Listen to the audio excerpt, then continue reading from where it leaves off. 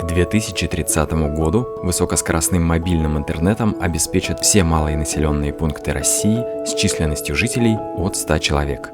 Вы можете повлиять на то, где мобильный интернет 4G появится в первую очередь в следующем году. Чтобы отдать свой голос за подключение к интернету малого населенного пункта, войдите под своей учетной записью на госуслуги. Она должна быть подтвержденной. Внимательно ознакомьтесь с правилами. Они подробно описаны на странице. Отдать голос можно только за населенный пункт того региона, где вы постоянно зарегистрированы.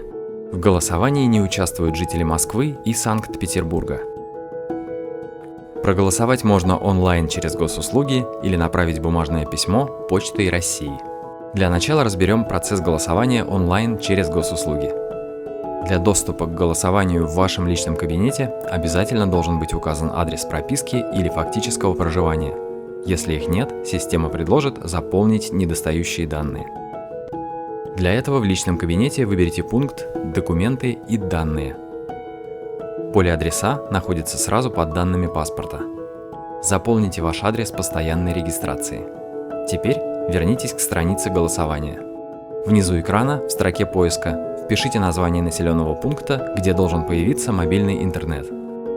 Выберите населенный пункт из выпадающего списка.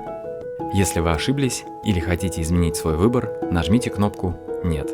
Название населенного пункта можно будет ввести повторно. Если вы готовы отдать свой голос за выбранный населенный пункт, нажмите кнопку «Да». Ваш голос принят.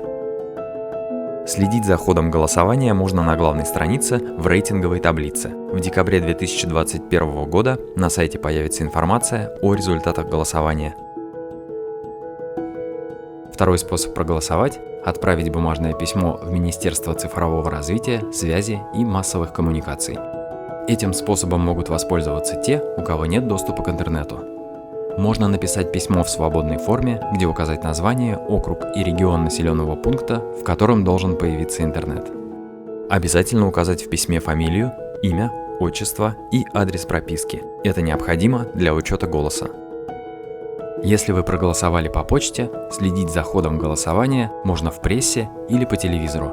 Результаты голосования объявят в декабре 2021 года. Подробнее о голосовании можно узнать из материалов на портале. Ссылка на инструкцию и ответы на вопросы есть в описании к видеоролику. Госуслуги. Проще, чем кажется.